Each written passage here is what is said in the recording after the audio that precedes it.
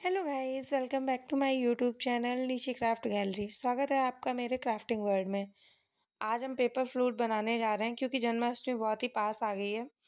जन्माष्टमी क्या, हमारा रक्षाबंधन भी आने वाला है, इंडिपेंडेंस डे भी आ रहा है और जन्माष्टमी भी है। शायद एक दिन का बस गैप है।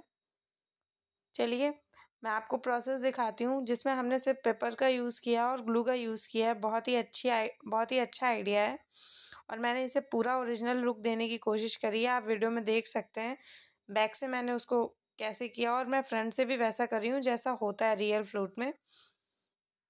अब हम कलरफुल पेपर से इसे डेकोरेट करेंगे। बातें नहीं करते हैं, आप प्रोसेस को एंजॉय करिए। और हाँ, अगर आपको वीडियो थोड़ा सा भी हेल्पफुल लगता है तो लाइक करें, कमेंट करें, ज़्यादा से ज़्यादा इसे शेयर करें और चैनल को सब्सक्राइब करना ना भूलें। Thank you.